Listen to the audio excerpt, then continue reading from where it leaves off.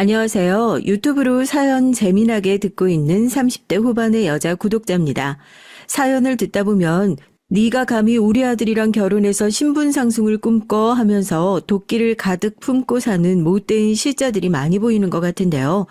전 좀 특이하게 반대의 상황을 겪어서 이거 나만 기가 막힐 게 아니라 사연 제보하면 참 재밌겠다 싶어서 이렇게 글을 쓰게 됐습니다. 무슨 소리냐고요? 영원한 사랑을 속삭이면서 저와 결혼을 약속했던 예비 신랑이 알고 보니 속물 중에 최고의 속물이었거든요. 현명하신 저희 아버지가 없었더라면 저희 집안만 보고 달려들었던 이 꽃뱀이 따로 없는 인간한테 콱 물려서 제 인생 제대로 종칠 뻔했어요. 아버지가 한 방 먹인 것도 먹인 거지만 겉모습만 보고 달려들었던 인간답게 결국 보여지는 것만 보고 뒷걸음질 치다가 스스로 나자빠진 꼴에 더 가깝지만요. 아버님이 검사라고 하지 않으셨어? 근데 집이 꼴랑 이게 다라고? 당신 나한테 거짓말한 거 아니야? 세상에 어떤 검사가 이딴 구질구질한 집에서 사냔 말이야.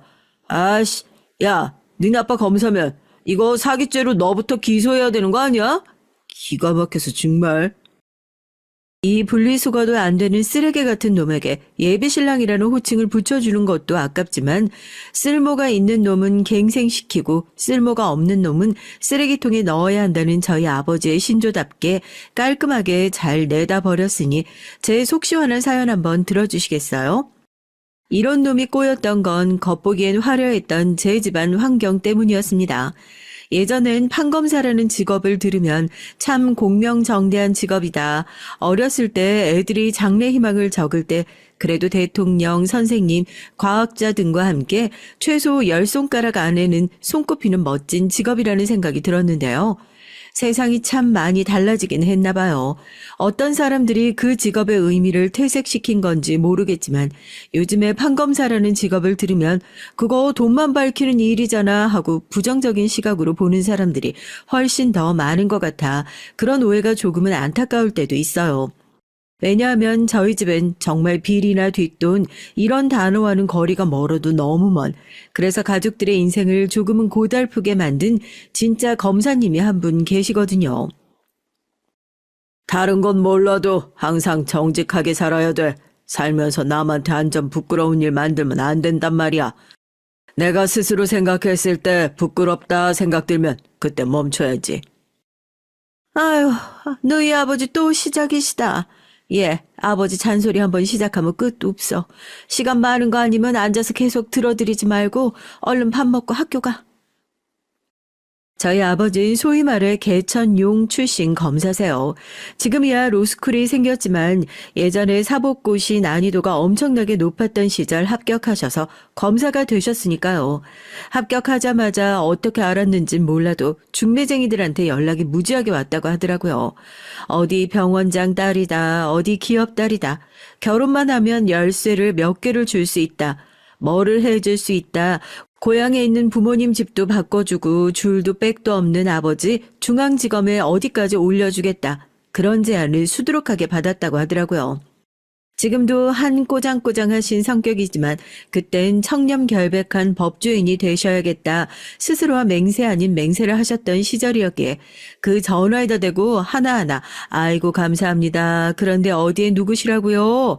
이런 거 나중에 부정청탁으로 기소당하실 수도 있습니다. 하고 몽땅 다 끊어버리시고 당시에 시험 뒷바라지 해주신 엄마랑 바로 소박하게 씩 올리셨던 거죠. 결혼과 동시에 그 수많은 중매처들을 적으로 돌려버리신 저희 아버지 성정 말 안 해도 아시겠죠. 그 이후로도 대쪽 같은 성품이 더하면 더했지 어디 가셨겠습니까. 어디 가나 제가 어디 소속 검사 누굽니다. 이런 소리 밖에서 한 번을 하고 다니신 적이 없으세요. 저 이거 사연 쓰면서도 아버지한테 이런 얘기 써도 되냐, 저거는 써도 되냐 다 허락받고 썼을 정도거든요. 검사가 명함 내밀 일이 뭐가 있겠냐고 그러시면서 어디 나가서 누가 무슨 일 하시냐 물어보면 그냥 나랏밥 먹는 공무원이다 그렇게 대답하시는 분이세요. 그것도 영 틀린 말은 아니니까 자랑도 하지 말라 그러시죠.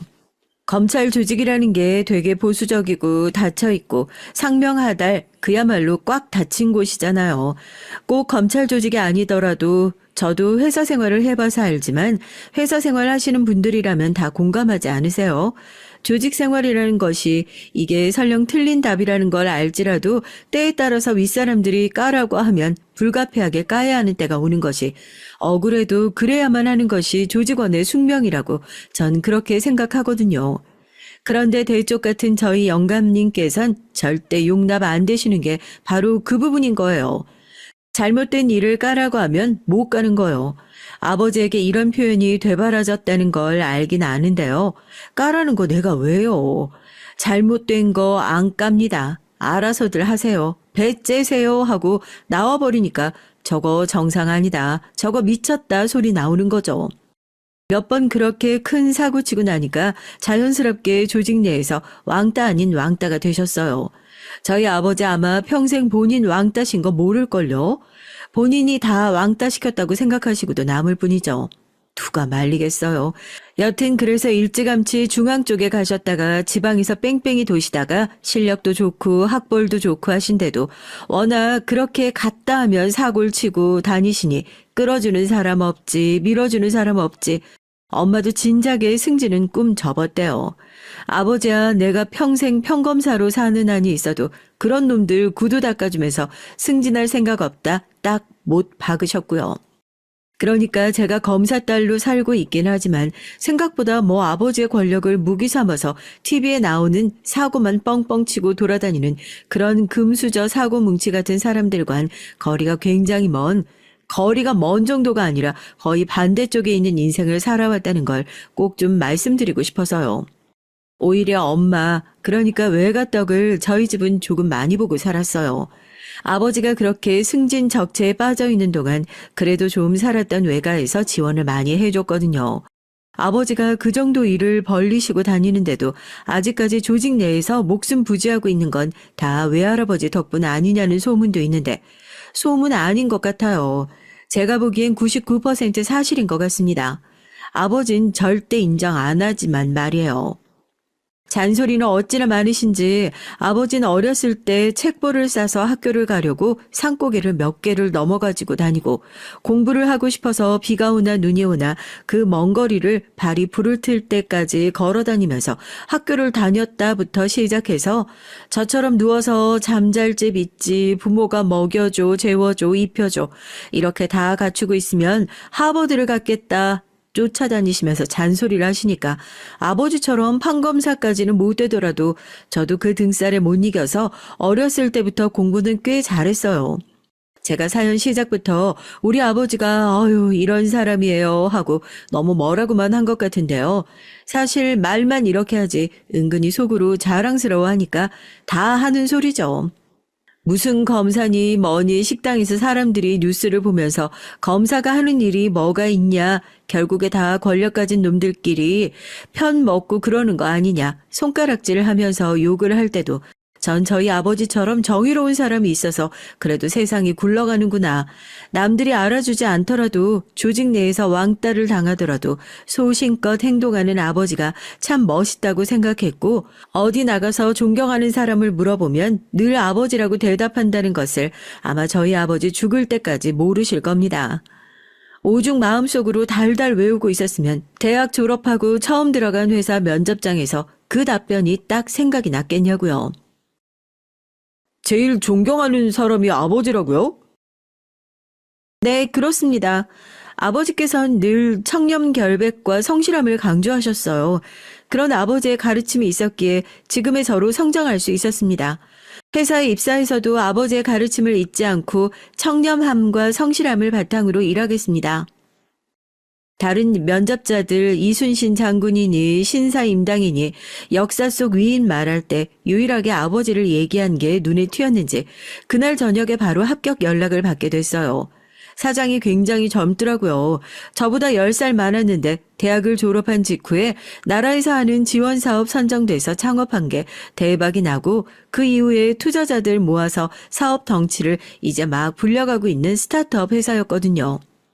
조금 더 공부해서 대기업에 들어갈 생각도 있었지만 새롭게 뭔가를 만들어가는 것이 좋기도 하고 시작은 미약하다고 하지만 개국공신이 나중에 얻어가는 바가 제일 큰 거 아니겠어요? 나이가 젊긴 하지만 회사가 계획도 잘 세워져 있는 것 같고 비전도 있어 보이고 해서 나름대로 열심히 준비를 했는데 쟁쟁한 경쟁자들 뚫고 그렇게 합격을 하게 됐죠. 거기서 회사의 대표이자 이 사연의 주인공인 예비신랑을 만나게 됐고요. 머리가 안 좋은 스타일도 아니고 공부를 못했던 것도 아닌데 또 공부 머리랑 일머리는 다르다고 하잖아요. 그 전에 대학 졸업하고 회사에서 짧게 인턴 생활을 해보긴 했지만 정규직으로 일하는 건 그 회사가 처음이어서 초반엔 실수도 많이 하고 간단한 일도 버벅이고 쉽지 않았어요. 회사에서 맨날 제일 늦게 퇴근하는데 일은 안 느는 것 같고 집에 가서 매일 이불 뒤집어 쓰고 울다가 아버지한테 걸려서 아버지 왜 나는 아버지 머리 안 물려줬대 하고 징징거리면서 울기도 많이 울었고요. 남의 돈 받으면서 나약한 소리 한다고 뒤지게 혼나기만 했어요. 그래도 회사 나가면 언제 눈물 흘렸냐는 듯이 입 꾹 다물고 내 할 일 했죠.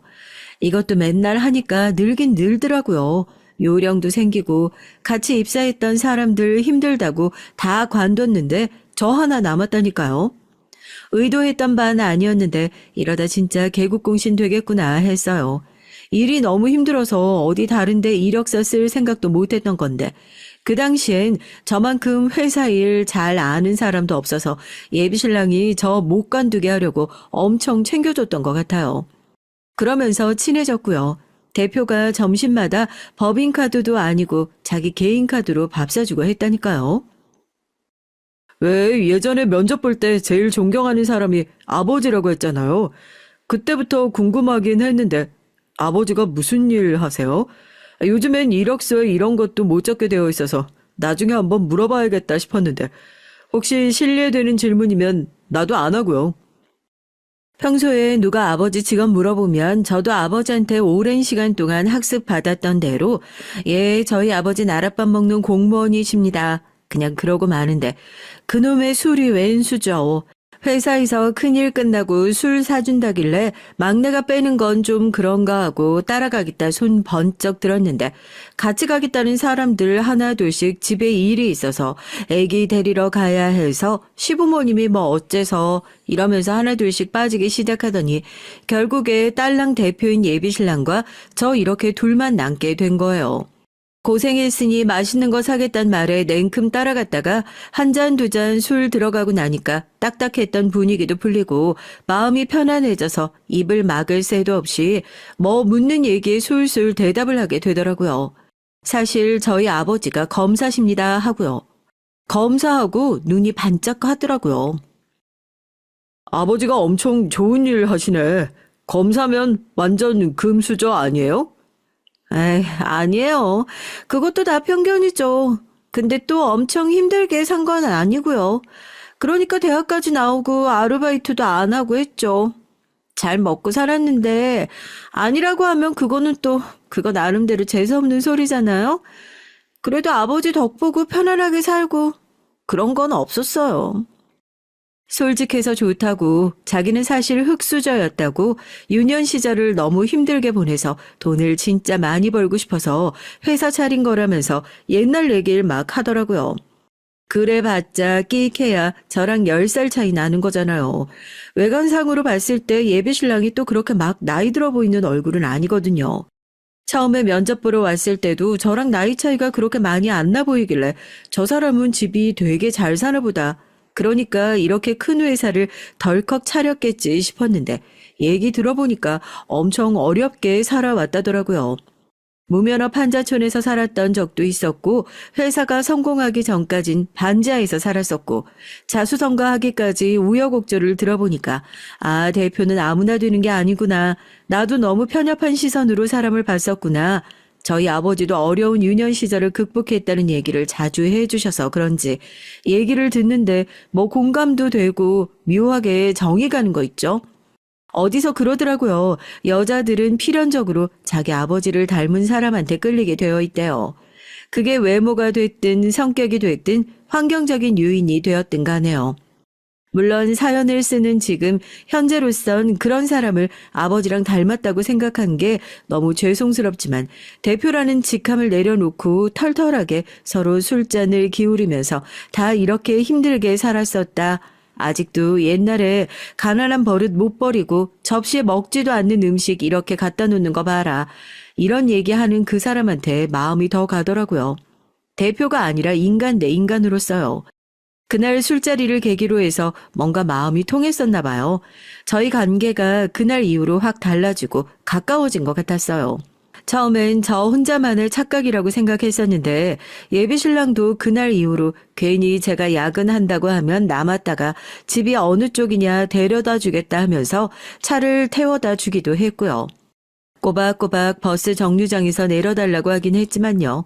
회사 대표와 직원 관계다 보니 뭔가 더 가까워지려고 노력하는 게 느껴졌어요. 친구들한테 물어보기도 엄청 물어봤죠. 이거 대표가 나 좋아하는 거 아니냐고요. 나 혼자만의 김칫국인가 생각할 무렵 예비 신랑에게 고백을 받고 그렇게 저희는 정식으로 연애를 시작하게 됐어요. 회사 대표와 말단 사원의 연애라니 이게 무슨 드라마 같은 얘기예요. 한동안 제가 드라마 여주인공이라도 된 것처럼 살았었죠. 그동안 짠돌이 검사님 아버지 밑에서 살아온 세월이 몇십 년인데 회사 대표 남자친구를 만나고 난 이후에 이래서 여자들이 사모님 소리 듣고 싶어서 결혼으로 신분 상승하는 것에 그렇게 목매달고 환장을 하는구나. 저도 잠시나마 느낄 수 있었거든요. 여기 레스토랑 너무 비싼 곳 아니에요? 나 정말 그냥 회사 앞에서 대강 먹어도 괜찮은데 맨날 얻어먹기만 하는 것 같아서 좀 그래요. 오늘 여긴 내가 살게요. 에이, 검사님 딸이 왜 수수한 척 그러실까? 우리 같은 사람들은 어느 정도 격식도 갖춰주고 그래야 하는 거야. 있는 사람들이 돈을 써야 경제가 굴러간다는 말 안 들어봤어? 처음에야 좋았죠. 매일같이 고급 레스토랑에 비싼 선물들을 척척 안겨줬으니까요. 제가 언제 그런 데를 가보고 그런 걸 써보겠어요. 주변에서도 10살 차이고 대표니까 그럴 수 있다. 사모님 노릇도 할 수 있을 때 실컷 해봐라 하면서 절 부추겼고요. 그런데 이것도 해본 사람이나 하는 거죠. 시간이 지나면 지날수록 조금 부담스러운 느낌이더라고요. 몸에 맞지 않는 옷을 입은 느낌이라고 해야 하나요? 더군다나 예비 신랑에게 이런 건 조금 부담스럽다. 오늘은 내가 좀 사야겠다. 얘기를 하면 우리 같은 사람은 이렇게 살아야 한다면서 평소에도 많이 해봤을 텐데 왜 부담감을 느끼고 그러냐 하면서 은근히 제가 빵빵한 재력을 가지고 있을 걸 전제하고 얘기하는 눈치더라고요. 뭐 모자라게 지낸 건 아니지만 이렇게 큰 돈을 매일같이 척척 쓸 수 있을 정도로 또 마냥 여유로운 형편은 아니라서 혹시라도 이 사람이 나한테 기대하는 부분이 내가 아니라 나의 배경이 아닐까. 그때부터 좀 마음 편하게 해주는 것들을 받기만 하진 못했던 것 같아요. 또 청렴결백한 저희 아버지 수상한 돈 냄새 하나는 기가 막히게 잘 맡으시거든요. 사실 그렇죠. 하나밖에 없는 딸이 언제부터인가 딸의 월급이나 용돈으로 살 수도 없고 살 생각도 하지 않았던 고가의 물건을 가지고 들어오는 것이 눈에 보이니까 그게 돈을 모아서 산 거든 누구한테 받아서 온 거든 마냥 좋게 보이지만은 않으셨을 거예요. 대번에 한 소리 하시더라고요. 너 이거 누구한테서 받은 거냐 하고요. 남자친구한테 받은 거다 했죠. 그러니까 어떤 사람이냐 뭐 하는 사람이냐 묻지도 않고 그냥 헤어지라고. 처음엔 황당했죠. 뭐 이거 선물 조금 받았다고 헤어지라고요? 다른 것도 아니고 나한테 잘해주는 사람, 나한테 잘 보이고 싶어서 매일같이 노력하는 사람이고 결국 이 선물도 다 그런 이유 때문에 사들고 오는 건데 대체 왜 그러시냐 했다니까요. 그냥 딸이 연애하니까 보통의 아버지가 그러듯이 괜한 심술을 부리시는 건가 하고요. 저도 이제 성인이고 다 컸고 연애나 결혼이나 아버지가 왈가왈부하실 부분은 아닌 것 같다. 나 좋다는 사람, 내가 좋다는 사람 알아서 만나겠다 딱 잘라서 말했죠. 약간 아버지에 대한 반발심으로 더 그렇게 말했던 것도 있었던 것 같아요. 결혼도 안 한 여자 꼬시려고 돈을 삽으로 가져다 퍼주는 놈들 치고 제대로 된 놈을 한 놈도 본 적이 없어. 그건 사기꾼들이나 하는 짓이다. 아버지가 이 바닥에 있으면서 제일 경계하는 놈들이 그런 놈들이야. 다 생각이 있어서 하는 소리니까 새겨 들어. 어른들 말씀을 잘 들으면 자다가도 떡이 나온다고 했는데 괜히 그런 옛말이 생긴 게 아닌가 봐요. 옛날부터 사람들이 오죽 어른들 말씀을 안 들었으면 그런 말이 생겼겠냐고요. 네, 그때 아버지 말 들었으면 여기까지 올 일도 없었는데 아버지가 뭔데 그러시냐. 그러는 아버지는 여태까지 뭐 식구들 고생시키기만 했지. 그 청렴결백 다 지키면서 대체 뭘 하셨냐. 저도 팩 짜증을 내고 이 사람이랑 절대 안 헤어지고 난 결혼까지 할 거다. 바락바락 대들었죠. 어머니가 나와서 왜 또 둘이서 싸우고 있냐고 그런 아버지와 저를 중간에서 말리셨고요. 그 길로 예비신랑에게 달려가서 아버지에게 혼났던 얘기를 다 털어놓고 징징거렸습니다.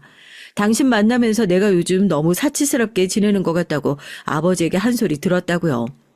예비신랑이 뭐 별 얘기나 하겠어요. 아버지께서 나라에서 큰일 하시면서 신경 쓰시는 게 오죽 많으시겠냐고. 그래도 우리 같은 사람들은 이렇게 사는 게 맞다고 하면서 절 위로해 줬죠. 당장 눈앞에 보이는 사람이 좋지 않은 걸 알면서도 왜 그런 잘못된 선택을 했는지요.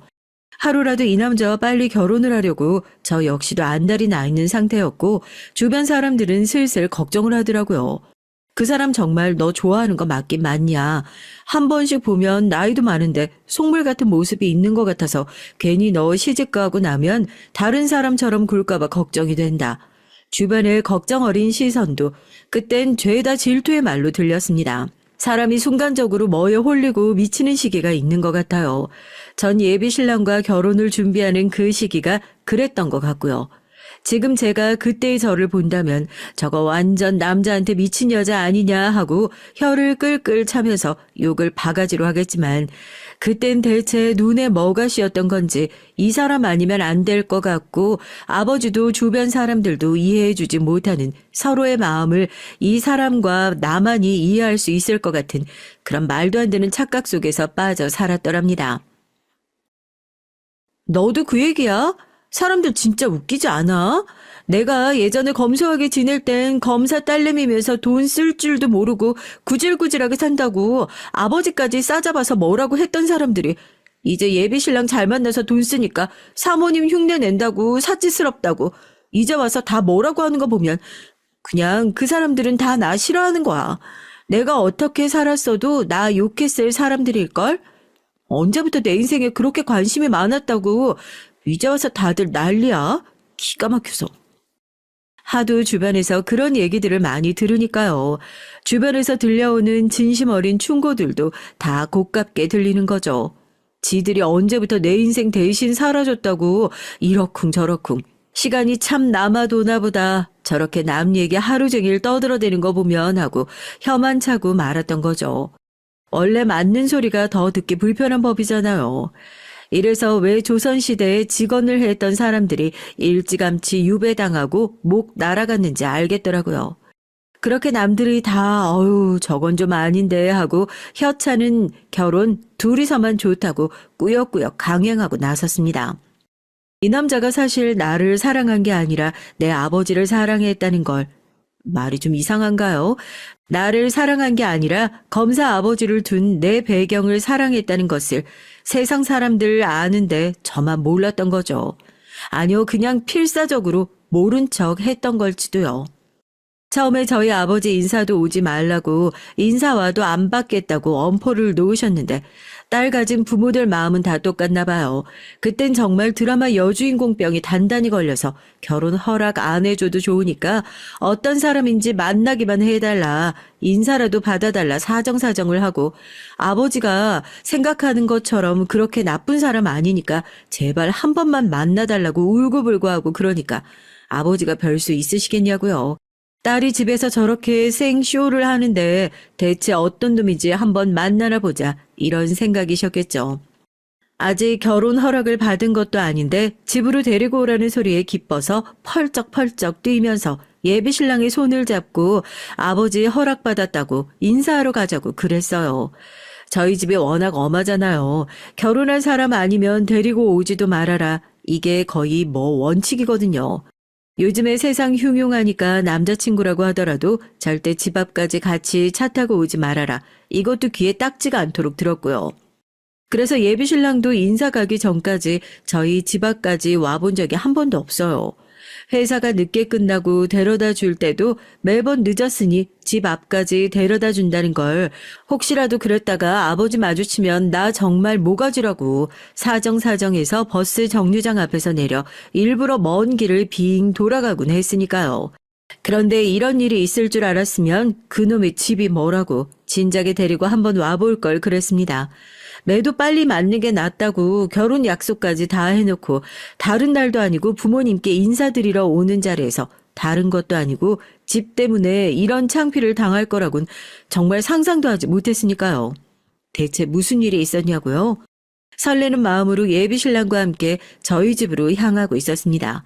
예비신랑 역시 매번 근처에 데려다 주기만 했지 이렇게 당신 집까지 가보는 건 처음이라고 설레는 마음을 감추지 않고 드러냈었죠. 약속에 늦는 것을 정말 싫어하시는 아버지라서 조금 일찌감치 동네에 도착하게 됐어요. 내비게이션을 굳이 찍지 않고 이 앞에서 우회전하면 돼, 저 앞에서 좌회전하면 돼 하고 제가 나서서 길을 안내했는데요. 아파트 단지에 들어서는데 예비신랑의 표정이 제가 보기에도 한눈에 보일 정도로 영 안 좋더라고요. 처음엔 저희 집에 가까워졌으니까 인사할 생각에 답지 않게 긴장이 되어서 그런 건가 했어요. 자기야, 왜 그래? 긴장해서 그러는 거야? 그냥 인사인데 뭐 어때? 이것보다 훨씬 큰 발표장에서 발표도 많이 해봤었잖아. 나 가방에 청심환 하나 있는데 이거라도 줄까? 다 도착한 거 맞아? 여기가 정말 당신 본가가 맞다고? 아파트 주차장에 차를 대고 내린 예비신랑의 표정이 계속해서 안 좋길래 청심환이라도 줄까 물어보니 제 얘기에 뜬금없이 여기가 정말 당신 집이 맞냐고 물어보더라고요. 사는 동네에 비해서 조금 허름한 집이긴 하지만 뭐 문제 있나 하고 여기가 우리 본가 맞다고 이사 온 지 꽤 오래됐다고 얘기를 하니까 처음엔 믿기지가 않는다는 듯이 저한테 이것저것 묻더라고요. 여기 뭐 부동산 제한 같은 거 걸려 있는 거야? 실거주 몇 년 해야 한다고? 이사 온 지 꽤 됐다고? 집이 여기만 있는 건 아니지? 아니, 여기 아파트가 몇 평인데? 아니면 장인어른께서 뭐 검사장 승진이라도 앞두고 계신 거야? 그치? 검사장 승진 같은 거 앞두고 재산 괜히 많이 가지고 있으면 문제 생기니까 그래서 지금 여기저기 돌려두신 거지? 믿기지 않는다는 듯이 꼬치꼬치 저희 집 상황을 캐물어 보는 것을 보고 그제서야 정신이 확 드는 것 같더라고요. 아, 이 사람 정말 이 결혼에 있어서 목적이 뚜렷한 사람이었구나. 주변 사람들이 나한테 그렇게 얘기했었던 게 정말 다 사실이었구나. 그거 나만 모른 척하고 있었던 거구나 하고 누가 얼음물이라도 끼얹은 것처럼 정신이 확 차려지더라고요. 제 어깨를 붙들고 흔들면서 믿기지 않는다는 듯이 재차 확인하는 예비 신랑에게 확인 사살을 하는 것처럼 다시 얘기를 해줬습니다. 여기 우리 본가 맞다고요. 저희 아버지가 무슨 검사장 승진을 앞두고 있는 것도 아니고 뭐 그런 것들 위해서 다른 곳에 재산을 은닉해둔 것도 아니고 우리 본가는 다른 데 없고 여기 딱 하나뿐이라고요. 여기 24평이야. 우리 본가가 아파트든 주택이든 아파트 평수가 24평이든 80평이든 그게 우리 결혼하는데 그렇게 중요한 부분이야? 나 사람들이 당신 보면서 당신이 나를 좋아하는 게 아니라 우리 집안 배경 보고 좋아하는 거라고 얘기했을 때 솔직히 좀 의심스럽기도 했지만 그럴 리 없을 거다 했어. 그런데 지금 이게 나랑 뭐 하자는 짓이야? 당신 정말 그 정도밖에 안 되는 사람이었어? 정말 다른 게 아니라 내 돈 보고 그랬던 거야? 대답해 보라고. 아버님이 검사라고 하지 않으셨어? 아니 근데 집이 꼴랑 이게 다라고? 당신 나한테 거짓말한 거 아니야? 세상에 어떤 검사가 이딴 구질구질한 집에서 사냔 말이야. 아씨, 야, 니네 아빠가 검사면 이거 사기죄로 너부터 기소해야 하는 거 아니야? 기가 막혀서 정말. 돈 보고 너 좋다고 쫓아다닌 게 아니어도 이건 아닌 거 아니야. 네가 그동안 내 지갑에서 빼간 게 얼만데. 사람 뒤통수를 쳐도 유분수지. 이거 완전히 사람을 기망하는 거지. 너 이거 밖에 나가서 얘기하잖아? 내가 욕먹을 것 같냐? 네가 욕먹을 것 같냐? 사람들이 이런 거 보고 뭐라고 그러는 줄 알아? 꽃뱀이라고 그래, 꽃뱀이라고. 너 아버지 검사인 건 맞고? 그것도 개뻥 아니야? 이젠 저희 아버지가 검사였다는 사실이 사실 거짓말 아니었냐고 저를 막 몰아세우는 거 있죠. 너무 어이가 없고 기가 막혀서요. 아버지랑 약속한 시간은 다 다가오는데 지금 이 난리가 났는데 어떻게 올라가서 인사를 드리고, 아니 애초에 이런 사람이랑 어떻게 결혼 허락을 받을 생각을 하겠어요. 저한테 삿대질을 해가면서 이거 완전히 부녀가 쌍으로 본인을 벗겨먹으려고 애초에 마음 먹고 접근한 거 아니냐. 꽃뱀이 따로 없다. 혼자서 선물로 가져온 짐들을 집어 던지고 차 타이어를 발로 걷어차고 성질이란 성질은 다 내더니 그러더라고요. 이 결혼 당장 무르자고요. 결혼 허락은 무슨 결혼 허락이냐고. 이딴 거지 같은 집안이랑 자기는 결혼 못한다고 헤어지자고 그렇게 이별 통보를 했습니다. 이별 통보를 하더라도 제가 해야 100번은 맞는 상황 아니냐고요. 하긴 이 마당에 누가 먼저 헤어지자고 말하는 게 중요하겠어요. 타혼하신 분들이 종종 사연 보내시잖아요. 그래도 한때 결혼까지 생각했던 남자와 마음을 정리한다는 것이 정말 쉬운 일이 아니라고요. 네, 저도 그 마음 잘 알 것 같습니다. 심지어 전 어디 가서 파혼이라고 말도 못하죠. 부모님께 인사드리려고 아파트 주차장에 도착해서 헤어지게 됐으니 이게 무슨 파혼이라고 할 수 있겠어요? 너무 분하고 억울하고 비참하고 내가 정말 이 사람이 원하는 것처럼 검사장 딸 정도 되는 사람이었으면 그럼 이 결혼이 파토가 나지 않았을까 하는 말도 안 되는 바보 같은 상상을 해보기도 하고요. 가족들에게 차마 우는 꼴을 보일 수가 없어서 아파트 주차장에서 제 뺨을 손바닥으로 몇 번이나 치고 최대한 밝은 표정으로 집으로 올라갔어요. 아무것도 모르고 계시는 부모님이 왜 혼자 왔냐, 인사하러 온다더니 어떻게 된 거냐 물었고, 전 사정이 있어서 좋게 헤어지게 됐다. 인사는 앞으로도 올 일이 없을 것 같다. 뭐 사람이랑 사람이 만나고 헤어지는 것이 자연스러운 일 아니겠냐고 하고 말았죠. 당연히 두 분 다 깜짝 놀라실 수밖에 없었어요. 오늘 오전까지만 하더라도 오후에 인사를 하러 오겠다 통화까지 했었던 사람들이 갑자기 약속 시간 다 돼서 일방적으로 헤어졌다 통보식으로 얘기를 한 거니까요. 분명히 알지 못하는 무슨 일이 있는 건 분명한데 또 제 표정을 보아하니 죽상인 게 무슨 일이 있었냐 쉽게 물어볼 수 있는 상황도 아닌 것 같고요. 정말 별일 아니야. 원래도 결혼 준비하면서 잘 안 맞는 것 같아서 계속 싸우기도 했었고 헤어져야 하나 생각은 많이 하고 있었는데 잘 됐지 뭐. 내가 결정한 거야. 괜찮아. 애써 괜찮은 척을 했지만 속은 말이 아니었죠. 일방적으로 차인 것도 억울해 죽겠고 차인 이유가 다른 이유 때문도 아니고 그런 말도 안 되는 이유 때문이라는 것도 억울하고 또 하필이면 같은 회사에 다니고 있으니 출근을 하면 어쩔 수 없이 얼굴을 봐야 한다는 것도 막막하기만 했죠. 이건 아니다. 아무래도 더 이상 공적으로든 사적으로든 얼굴을 마주치는 건 불편하다 싶어 주말 동안 사직서를 쓰고 있었습니다. 아버지도 생전 그런 적이 없으셨는데 결혼이 파토난 딸이 풀이 죽어 방 안에만 틀어박혀 있는 것이 걱정되셨는지 몇 번이나 방문을 두드리고 얘기를 좀 하자고 하시더라고요. 혼자 좀 있고 싶다고 애써 거절했지만 말입니다. 주말 내내 그렇게 바쁘게 왔다 갔다 하시는 건지 집에 가만 계시질 않더라고요. 월요일 출근해서 얼굴 볼 생각에 벌써부터 뭐라고 얘기를 하면서 사직서를 내밀어야 하나 눈앞이 캄캄했는데 그때 예비 신랑에게 전화가 왔습니다. 처음엔 잘못 걸린 전화인 줄 알고 받지 않았어요. 몇 번 신호음이 더 울리더니 전화가 끊기더라고요. 제 차 오는 전화, 솔직히 받을 기분도 아니었고 받고 싶지도 않아서 그냥 핸드폰을 꺼버렸죠. 한참 후에 핸드폰을 켜서 문자를 확인해 보니까 전화 좀 받아달라. 꼭 만나서 해야 되는 얘기가 있다.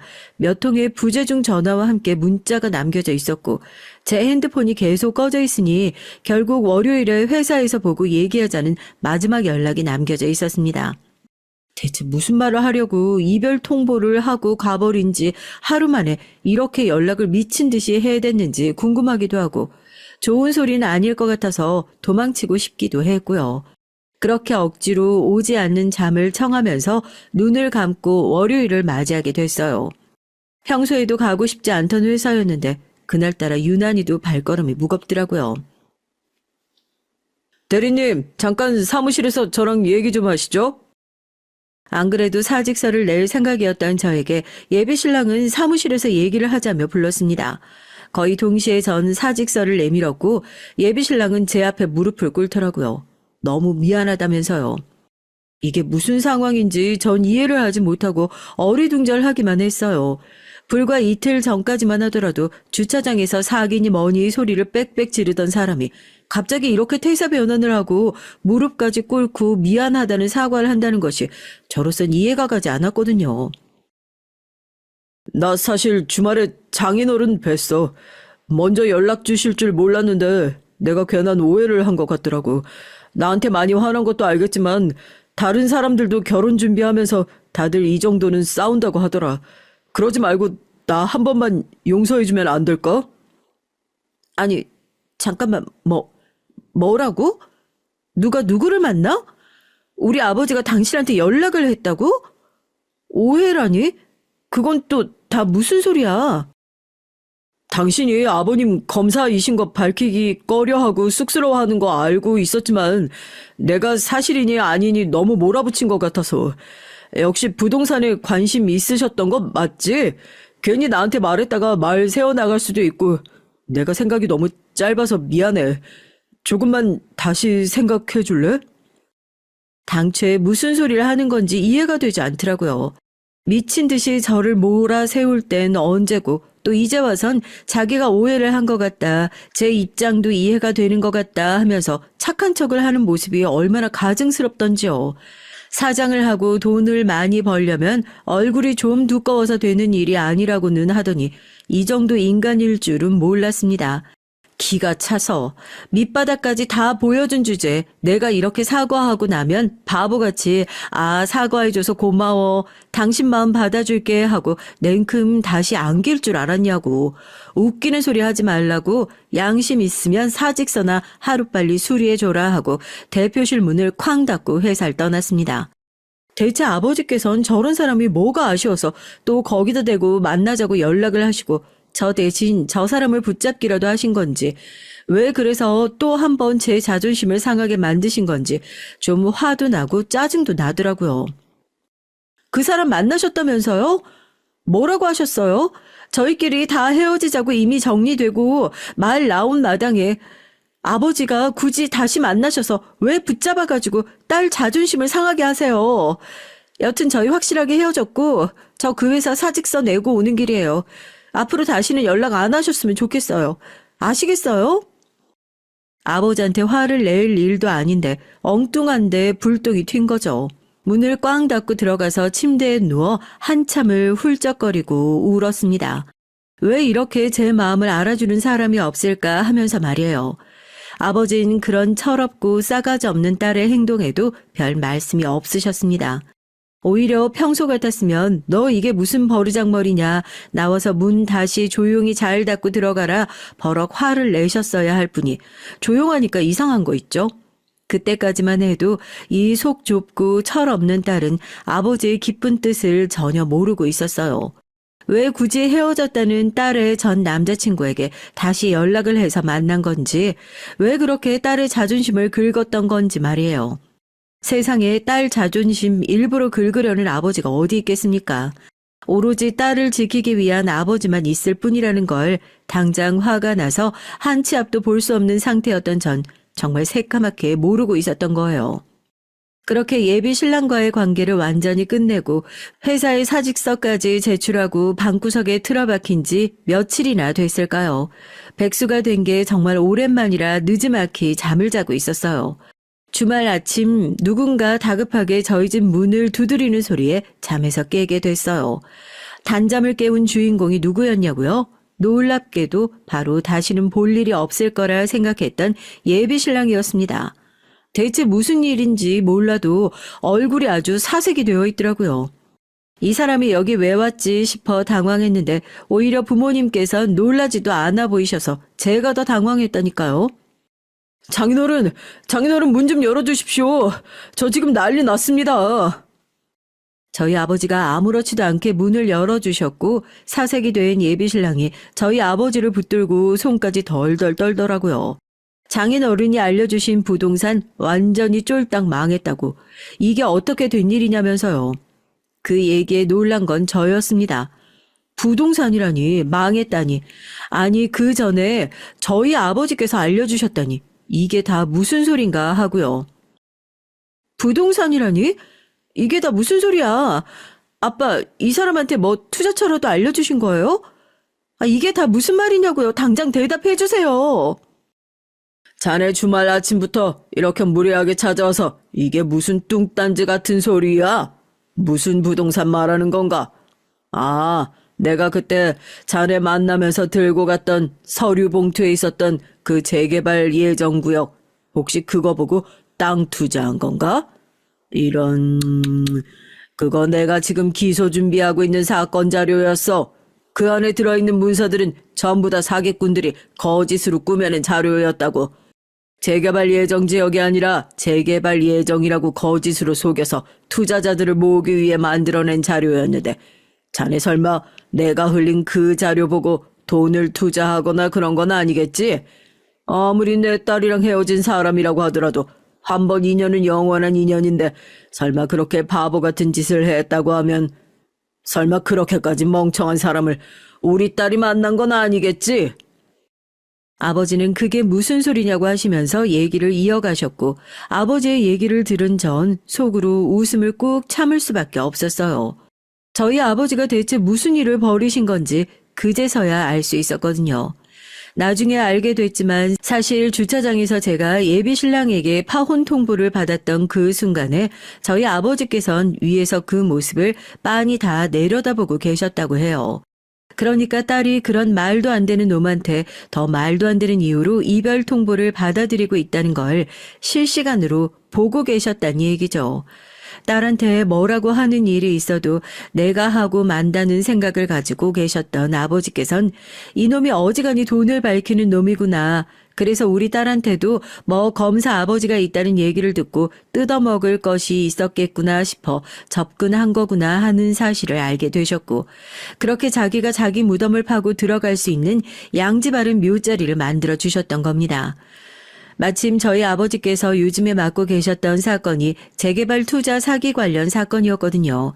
기소를 위해서 증거 수집을 해놨던 자료들을 가지고 계셨는데, 아무것도 모르는 사람이 본다면 마치 이 문서가 여기에 찝어놓은 이 땅들이 조만간 재개발이 될 거라고 찝어주는 족보처럼 보일 수준이었을 거랍니다.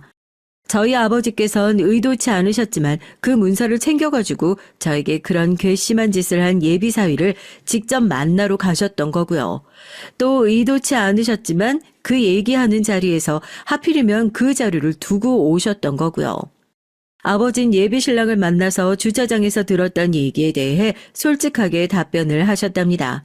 집은 이렇지만 사실 요즘 부동산에 관심이 많다 하면서요. 뭐 틀린 말 하나 없긴 하잖아요. 요즘 기소 준비 중인 건이 재개발 투자 사기 관련 건이니 부동산에 관심이 많다는 말도 영 틀린 소리는 아니죠. 그런데 자기가 혼자 또 아버지의 말을 오해한 예비신랑은 옳다구나. 역시 검사들이 투자를 많이 한다는 얘기가 사실이었나 보구나. 검사는 진짜 검사였나 보구나 했던 거고, 거기다 플러스 알파로 아버지께서 두고 간 문서를 봤더니 아니라 다를까 재개발 예정이라고 떡하니 적힌 내용의 문서들이 가득 들어있으니 우리 딸을 다시 한번 좀 신경 써서 잘 봐달라 하는 일종의 힌트라고 생각했던 겁니다. 그러니까 정말로 자기 꾀에 자기가 빠져서 저희 아버진 정작 그 자리에서 입 한 번 뻥끗을 하지 않으셨는데, 그냥 그놈 혼자 오해하고 북치고 장구치고 혼자서 꽹가리까지 지인까지 다 쳐버리고 신나게 오해하고 저한테 와서 빌고 그 난리를 쳤던 거죠. 이건 장인어른이 나한테 준 기회다. 나를 챙겨주시려고 하셨나 보다. 그렇게 생각하고 자기가 가지고 있는 돈부터 해서 회사 돈까지 몽땅 다 끌어다가 그 거짓 재개발 지역에 몽땅 가져다 투자를 했답니다. 애초에 악지 중에 악지였고 그중에선 오히려 그린벨트 지정 예정구역도 있어서 오히려 큰돈이 묶이게 되어버린 거였죠.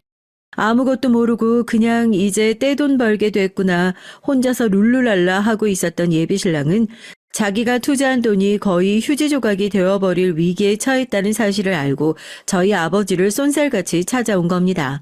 저한테 분명히 투자 정보를 주지 않으셨냐 하고요.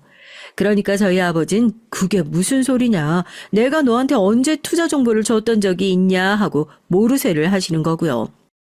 장인어른, 저 거기에 회사 돈도 다 들어가 있습니다.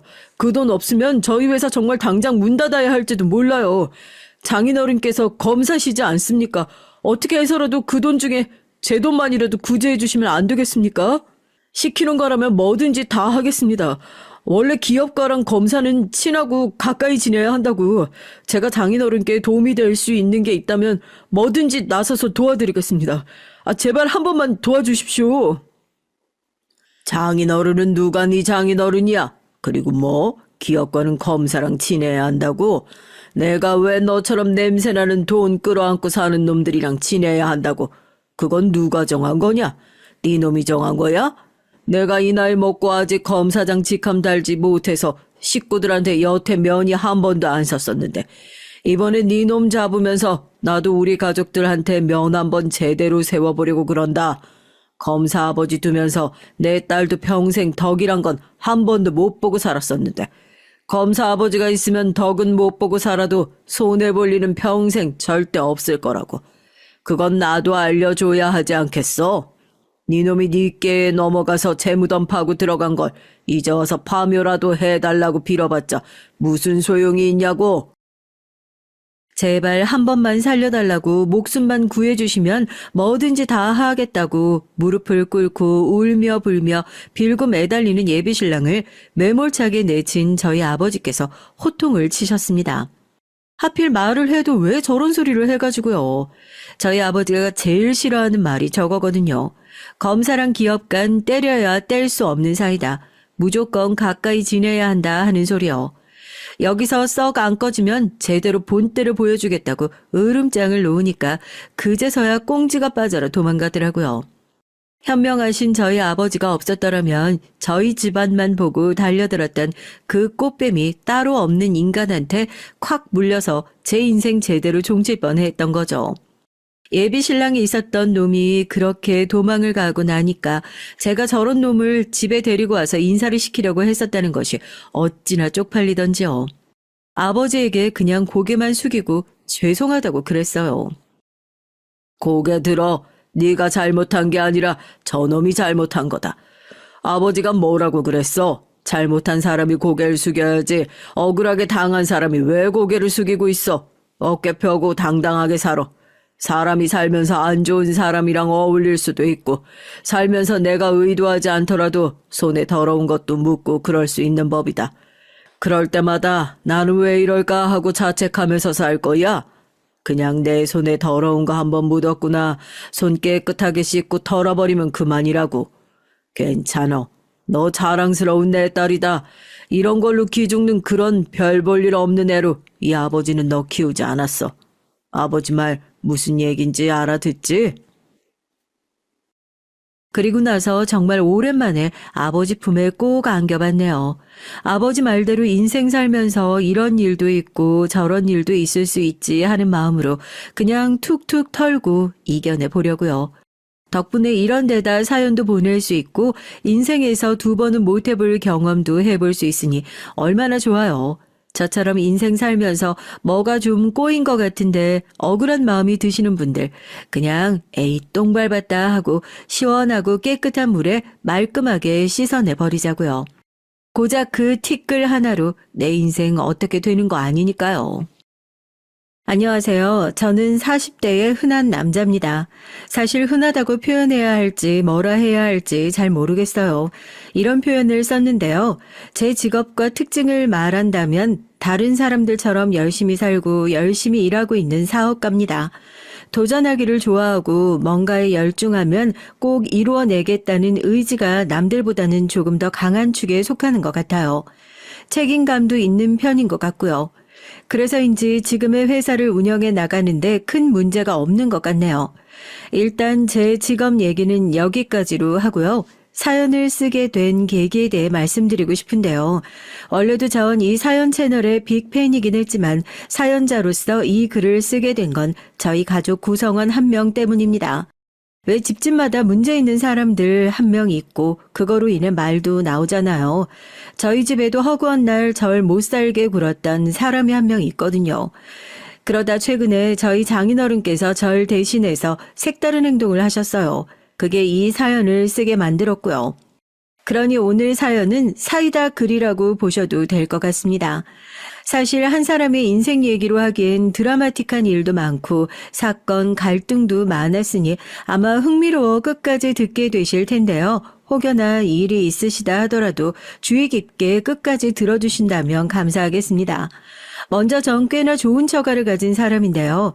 이것이 제 인생의 가장 커다란 복이라 봐도 무방해요. 왜냐하면 전 날 때부터 부모 복이 없는 사람이었거든요. 저희 어머니와 아버진 자식을 방치하시는 부모셨고 집안은 중산층 수준이었습니다. 그런데 여러분 꼭 부유한 집안이라고 자식 키우기 좋은 환경이 아닌 거 아시잖아요. 부유한 집안에서도 반항적인 자식들은 나오기 마련이고 말썽을 피우는 자식도 있죠.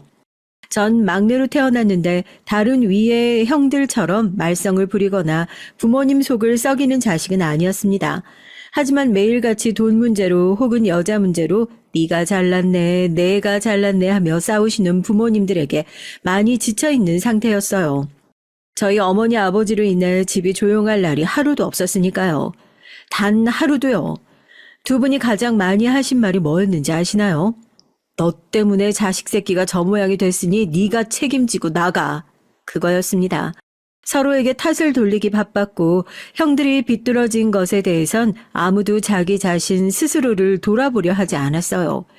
게다가 저희 아버진 무역 사업을 하시는 분이었는데 여자를 꽤나 밝히셨습니다. 이건 저희 할아버지 때부터 내려온 어떤 기질 같은 건데요. 저희 할아버지도 여자를 집안에 그렇게 들여서 할머니 속을 문드러지게 했다 하시더라고요.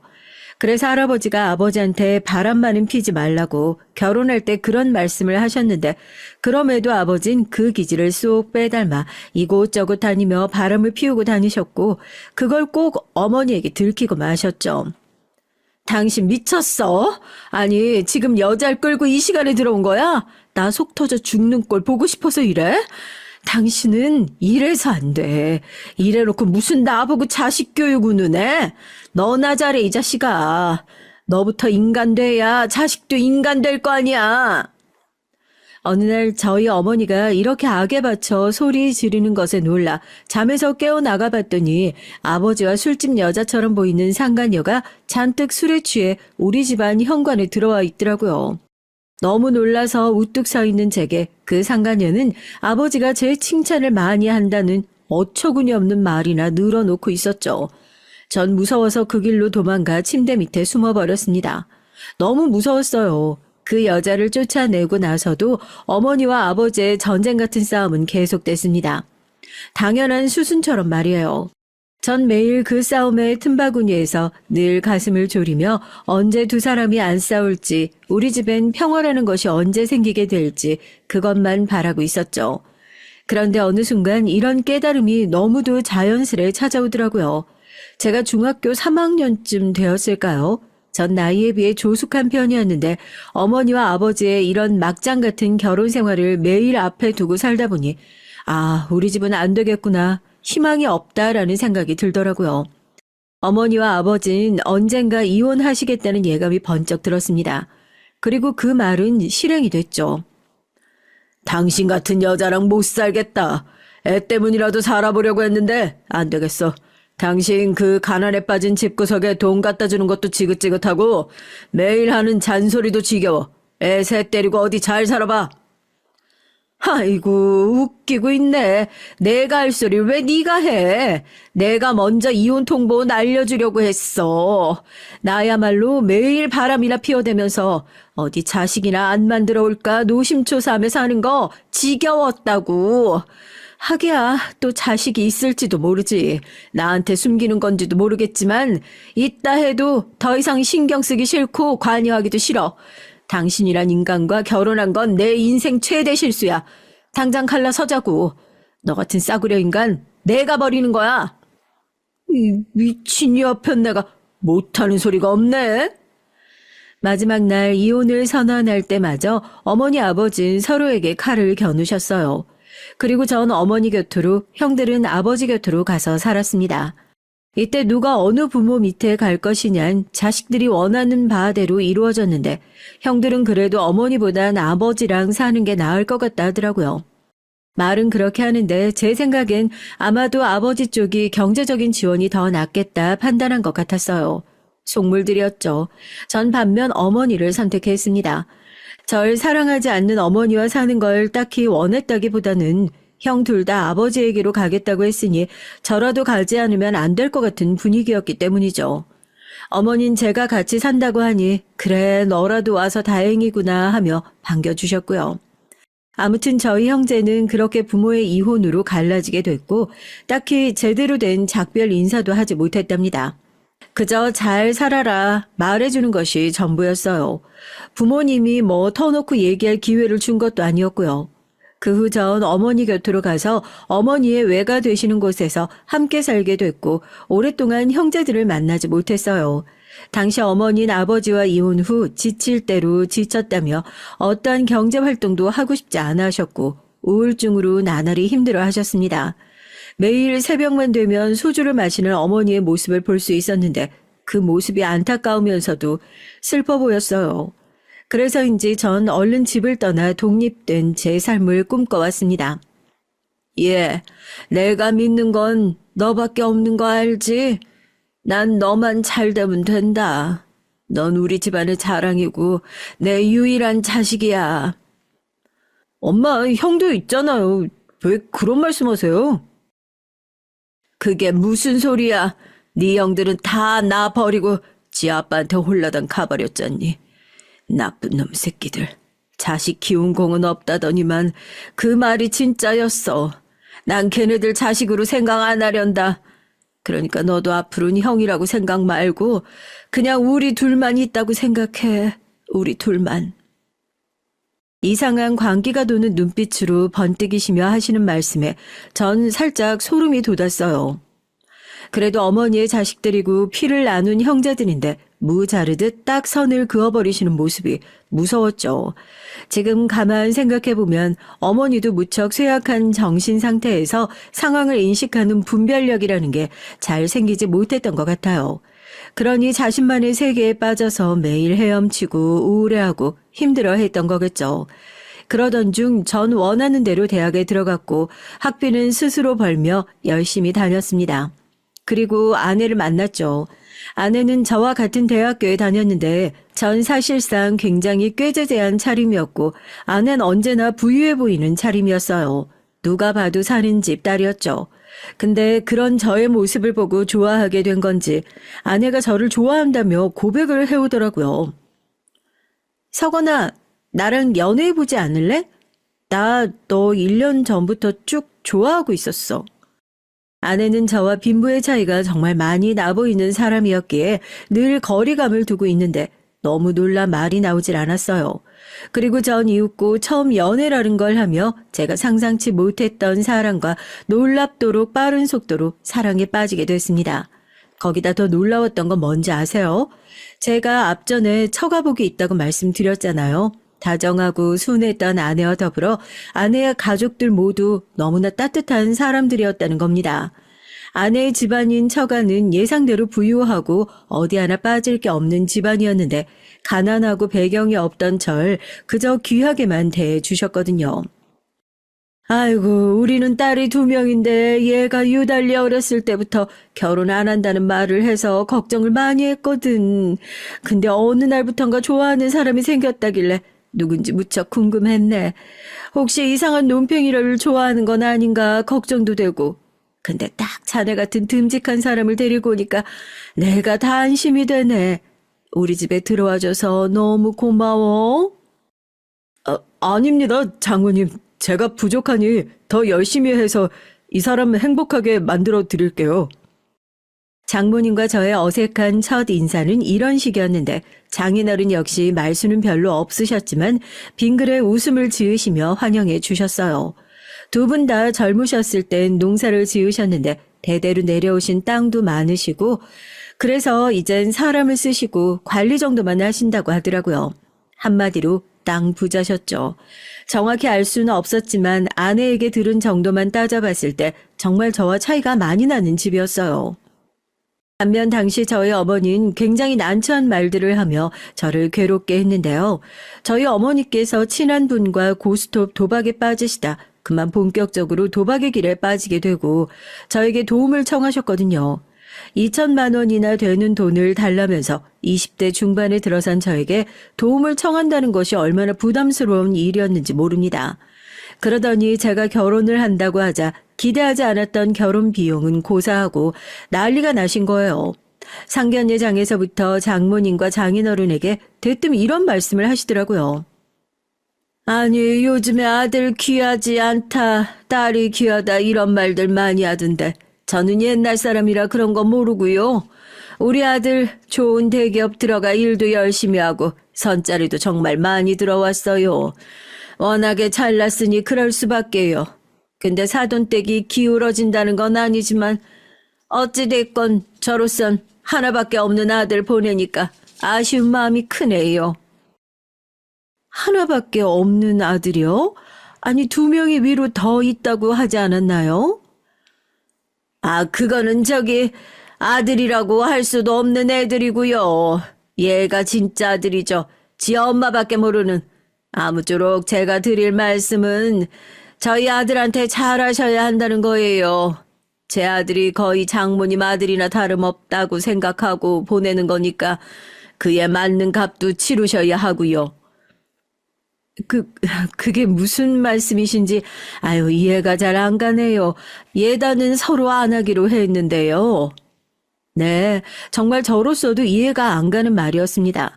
사실 처가댁에서 집을 장만해줘서 들어가는 건데 그것도 부끄러울 마당에 어머니란 작자가 와서 아들 값으로 장사를 하려 드시니까요. 상견례가 끝나고 이 일로 전 너무 화가 나서 어머니와 인연을 끊어야겠다고 생각했습니다. 장모님과 장인 어른에게도 너무나 죄송하다 몇 번이나 말했죠. 무릎이라도 꿇고 싶은 심정이었어요. 그런데 이때 아직도 잊지 못할 순간이네요. 두 분이서 저를 끌어안아 주시는 겁니다.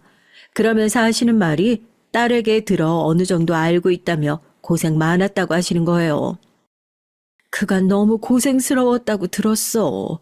우리 딸애가 말은 많지 않아도 난 다 알고 있거든. 오늘 보니까 우리 사위가 얼마나 힘들었을지 예상이 가네. 그간 고생 많았어. 이제 정말 우리 아들이라고 생각하고 받아들일 테니까 죄스러워할 것도 없고 용서 빌 것도 없어. 감사합니다. 뭐라 말씀드려야 할지 모르겠어요. 너무 감사합니다. 제가 눈물을 뚝뚝 흘리며 얼굴을 못 들고 있자 장모님이 저런 말씀으로 저를 일으켜 주시는 겁니다. 장인어른 역시 따뜻한 눈길로 이 상황을 바라보고 계셨죠. 여기에 전 내가 드디어 진짜 가정을 만났구나, 좋은 사람들을 만났구나 하고 하늘에 감사할 수밖에 없었어요. 저희 어머니는 그 후로도 끊임없이 돈 요구를 하셨습니다. 제가 좋은 집에 장가 간 걸 알게 된 이상 가만히 있을 어머니가 아니셨죠. 언제 어디서 돈이 떨어지나 기다리는 사람처럼 처가댁에 무슨 행사만 있으면 참석하려고 들고 저희 아내와 저 사는 집까지 물어서 반찬 핑계로 집 앞에 죽치고 앉아 있더라고요. 묻는 게 지겨워서 비밀번호를 알려줬더니 글쎄 일주일에 5번은 집에 와서 계시고 저희 아내는 또 오죽 얼마나 괴롭혔는지 모릅니다. 시집살이라고 하죠.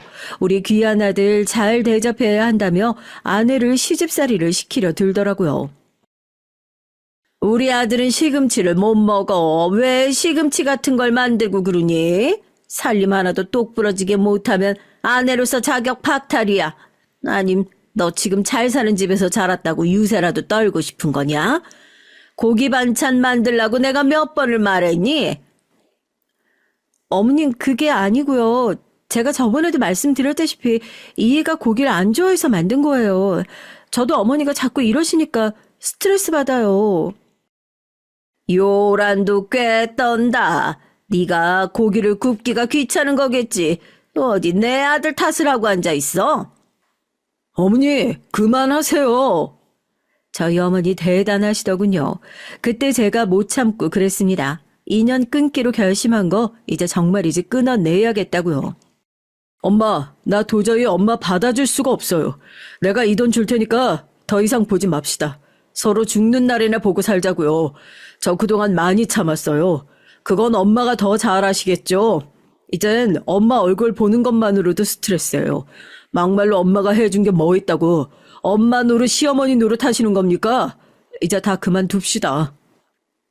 뭐, 너 어떻게 엄마한테 어떻게 그런 말을... 저희 어머니는 뒤로 넘어갈 기세를 보이셨지만 전 그대로 쭉쭉 말을 이어갔네요. 이젠 어머니 보고 살고 싶지 않고 그냥 이게 우리 가족의 최선이라고요. 슬프지만 맞았습니다.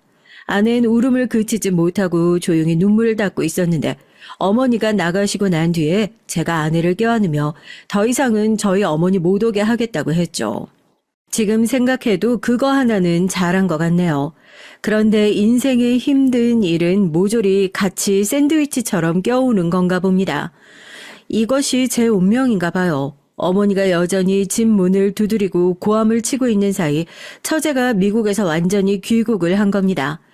처제는 사실 저희 결혼을 유일하게 반대한 사람인데요. 성격이 까탈스럽고 이것저것 재고 따지는 걸 좋아하는 사람이었죠. 거기다 본인이 미국에서 유학도 갔다 온 스펙도 있겠다. 일단 학력이 처지거나 직장이 처지면 무조건 깔보고 보는 습성마저 있었어요. 그래서 저를 보면 늘 빈약한 집안 배경을 얕잡아 보는 듯한 태도를 취했고요. 그날도 제가 어머니 때문에 한참 힘들어하던 도중 회사에서도 야근이 많아 기진맥진할 기세로 처가에 들렀을 때 일이 벌어졌습니다. 처가에서 저희 집까지 거리가 멀지 않아 처제의 귀국 파티 겸 모인 자리였는데요. 피곤한 얼굴로 처제에게 웃으며 고생했다고 말했더니 대뜸 제 겉모습을 훑어보고는 그러더라고요. 우리 형부는 옷 입는 센스가 좀... 어떻게 이런 옷을 입고 왔대요? 어머, 언니, 형부 좀 챙겨야겠다. 형부 저게 뭐야? 저러고 다니는 거야? 아, 정말 미치겠다. 아니, 누가 보면 막노동꾼인 줄 알겠어. 회사원이 아니고. 언닌 창피하지도 않아? 너는 네 형부한테 말하는 게 그게 뭐니? 안 그래도 가뜩이나 힘든 사람한테 그런 말 하는 거 아니야? 엄마도 참, 내가 뭐 진지하게 말한 거야. 장난으로 한 거지. 그죠, 형부? 형부들 이해하죠? 아니, 그리고 형부, 내 귀국 선물 없어요? 설마 빈손으로 온 거예요?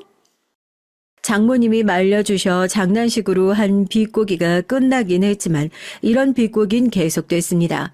제 앞에서 일부러 영어로 말하기도 하고요. 장모님은 이럴 때마다 제게 처제가 철이 좀 없고 나이가 어려 그렇다며 이해해달라고 말씀하셨죠. 어렸을 때 너무 오냐오냐 키워 저렇게 된 것 같다면서요. 제가 하도 자주 아프니까 단단히 혼을 내야 할 때도 못 내고 그냥 넘어갈 때가 많았어. 그래서 그런지 버르장머리가 저 지경이 된 것 같아. 지 고모 닮은 것 같기도 하고. 아니다. 고모 탓 할 거 없고 다 내 탓이네. 아니에요. 장모님 너무 마음 쓰지 마세요. 저도 처제의 과거는 아내에게 들어서 잘 알아요. 사실 처제에겐 한 가지 아픈 과거가 있었는데요. 처제는 학창시절 큰 왕따를 당했다고 합니다. 자기의 친구들에게 돌아가며 왕따를 당한 건데 그 수위가 높았나 봐요. 그래서 자주 아프고 그때부터 우울증을 토로하며 정신병원을 다니기 시작한 것이었죠. 장모님은 처제가 학교에서 그런 일을 당하고 매일 집에만 박혀 아무 말도 안 하고 있으니 그게 안타깝고 불쌍해서 제대로 혼을 내지 못했다고 합니다. 처제가 잘못한 일이 있어도 말이죠. 심지어 장모님의 지갑에 손을 댔을 때도 살짝 야단을 맞은 정도였다고 해요. 어쨌든 미안하네 김서방. 마음 풀어. 내가 저놈의 기집애 다신 저러지 않도록 단단히 말할게. 너 양이 한 번만 더 네 형부한테 그런 식으로 말해봐. 내가 가만 안 놔둘 줄 알아. 다리몽둥이를 분질러 놓든지 할 거야. 알겠어? 그런데 이날 처제의 기분이 상당히 안 좋았나 봐요. 자기의 귀국 파티라고 모여서 환영받을 줄 알았는데 욕이나 얻어먹고 있으니 그랬겠죠. 하지만 엄연히 자기가 잘못한 일이지 않나요? 여러분은 어떻게 생각하시나요? 나중에 장인 어른께서도 가담하셔서 너 그러는 거 아니야. 형부면 형부로 대해야지. 뭐 하는 태도냐 그게. 내가 너 그렇게 가르쳤어? 네 엄마 말 맞다나 네가 그렇게 행동하면 할수록 우리 집안 망신 주는 거밖에 안 돼. 부끄러운 줄 알아야지. 이러고 한마디 했는데 그런데도 불구하고 사과 한마디 안 하고 입만 삐죽이다 방으로 들어가더라고요. 그리고 이 일로 앙심을 품었는지 절 죽도록 미워하기 시작했습니다. 그야말로 말 그대로 죽도록이요. 명절날에도 조용히 저를 노려보면서 혼자 궁시렁거리곤 했는데 자세히 들어보면 제 욕이라고 하더군요. 아내를 통해 알았죠. 아내가 제게 한숨을 푹 쉬면서 여보 미안해. 집에 꼭 한 사람씩은 문제 있다고 하던데 난 제가 커서도 저럴 줄 몰랐어 하고 말하더군요. 처제는 참고로 우리 아내와 사이가 그리 좋지 않았습니다. 아내의 수더분한 성격을 싫어했고 궁상맞다고 생각했어요. 예를 들어 아내가 저렴한 치약을 고르면 그걸 가지고 왜 저러냐며 타박했고 화장을 안 하고 나타나면 사람들 시선 좀 신경 쓰라느니 하는 말을 했고요. 자기와는 다른 아내를 어떠한 이해 없이 비난을 해댄 거죠. 근데 사실 전 열등감이라고 봤습니다. 처제보단 우리 아내가 훨씬 마음씨도 외모도 이뻤거든요. 그러니 어딜 가도 사람들이 아내를 더 친근하게 생각하고 칭찬도 많이 해줬는데 처젠 반면에 사람이 뾰족하고 못된 말만 찍찍 남발하니 그게 질투가 난 것 같더라고요. 양이 쟨 나도 못 말려. 그래도 당신이 어머님 문제에 나서준 것처럼 나도 내 동생 문제에 노력해 볼게. 그래, 근데 너무 신경 쓰지 마. 나도 장모님이랑 장인어른 그리고 당신이 외려 내 편 들어주고 해줘서 기분 상하지 않았으니까. 전 정말로 그랬습니다. 그땐 처가 식구들이 모두 처제 빼고 저를 응원하고 지지해줬으니 괜찮았어요. 근데 처제의 한 사람이 더 딸려오니 상황이 달라지더라고요. 어느 날 처제가 30대가 넘어가더니 결혼하겠다고 남자를 한 명 데려온 겁니다. 저에겐 처제의 남편이니 동서죠. 동서란 호칭이 어색하기도 하고 집안을 같은 남자 한 명이 더 온다고 하니까 반갑기도 하고 여러 가지 마음이었는데요. 그래도 제가 손윗 사람이니 먼저 친근하게 다가가 주자고 생각했습니다. 처음엔 아무래도 이래저래 어색하고 적응하는 게 어려울 테니까요. 하지만 동선 제가 생각했던 사람과는 완전히 다른 사람이었어요. 딱 잘라놓고 말해 심각했습니다. 처제의 허영과 사치를 10배 정도 부풀려 놓은 사람이었달까요? 왜 처제가 동서에게 반했는지 알겠더라고요. 첫날 저희 장모님 장인어른을 뵈러 갔을 때부터 꽤나 껄렁거리는 자세로 들어와서는 집을 쭉 한번 훑어보더니 묻지도 않은 자기 경력이며 집안 배경에 대해 설명하기 시작하는 겁니다. 동서는 정형외과 의사였는데 자신의 집안 전체가 모두 의사 집안에 친척들은 법조계에 몸을 담고 있다고 하더군요. 아, 다들 사람들이 제 배경을 들으면 놀라더라고요. 어떻게 한 집안에서 엘리트들이 주르륵 나올 수 있었냐고요. 근데 이것도 다 집안 재력이 바탕이 되니까 할 수 있는 것 같아요. 저나 누나나 동생들 모두 꾸준히 좋은 집안에서 좋은 가해 받으면서 살았으니까 누릴 수가 있죠. 뭐 그나저나 이 사람도 미국 유학을 갔다 왔잖아요. 그래서 그런지 저희는 처음 만났을 때부터 서로 수준이 맞다는 걸 알았습니다. 맞아요. 엄마 아빠. 이 사람 미술품 보는 안목이 얼마나 뛰어난지 몰라요. 어쩔 땐 나보다 더 놀랄 만큼 미술사에 대해 쫙 깨고 작품에 대해 줄줄 읊더라니까요. 두 사람이 그저 어떻게 만났는지를 물었을 뿐인데 동서는 자기 자랑부터 멋들어지게 해댔습니다. 과하게 의도적이었죠. 그 의도가 너무 빤해서 좀 거부감이 생기더라고요. 장인어른과 장모님은 약간 반신반의하는 듯 했습니다. 처제가 마음에 들어하니 허락은 하는데 동서란 사람 자체에 대해선 의구심을 품으신 거죠. 사실 사람 보는 눈이 그렇게 다르지 않은데 어른들 눈엔 아마도 동서의 됨됨이나 인성 이런 것들이 더 잘 보여지지 않았겠어요. 그래도 전 일부러 처제에게 축하한다며 행복한 결혼 생활하라고 축의도 넉넉히 하고 처제가 원하는 이것저것 요구사항을 들어줬답니다. 처제가 결혼할 때 건조대와 식기세척기가 필요하다고 했는데 아내가 한참 고민하길래 제가 그냥 해주라고 했거든요. 가격이 비싸긴 했지만 한 번뿐인 결혼이니 들어주자고 했죠. 사실 저희는 아파트라고 해도 작은 평수에서 생활비도 200 넘지 않는 선에서 쓰고 있었거든요. 아이를 낳고 나서도 워낙에 절약하는 습관이 강했던 아내인지라 아이 용품 빼고는 아껴 쓰고 있었고요. 그런데 아내가 아이를 낳고 나서 이때부터 동서와 처제가 쌍으로 태클을 걸어오는 겁니다. 정말 너무 얄미웠고 사람이 어쩜 이렇게 독할까 싶었는데요. 저도 점점 마음속에 분이 쌓이는 게 느껴질 정도였답니다. 처음 아내가 낳은 아이를 보러 온 처제가 장난식으로 자꾸 못생겼다고 하는 거예요. 형부를 닮아 그런가? 코가 너무 짧고 눈도 쬐끄만하네. 애들이 원래 그러지. 그리고 네 형부는 잘생긴 편이야. 언니, 눈을 갈아 끼워 넣어야겠다. 형부가 뭐가 잘생겼니? 여보, 안 그래? 아유, 형님, 제가 뭐라 해야 할지 모르겠네요. 맞다고 하면 기분 상하시려나? 두 사람은 이런 식으로 속을 긁어댔습니다. 기분이 별로 안 좋긴 했지만 아이도 있었고 해서 참아 넘겼죠. 근데 저희 딸아이가 커가면서 걷는 게 좀 느리고 언어가 좀 늦으니까 옆에서 자꾸 문제가 있는 게 아니냐, 학원이라도 보내야 하는 거 아니냐며 온갖 간섭을 하는 겁니다. 정말 묻지도 않은 조언이랍시고 옆에서 3시간, 4시간 해주는 사람들 얼마나 짜증나는지 여러분들은 혹시 경험해 보셨나요? 전 단단히 경험했습니다. 물론 동서도 한몫했죠.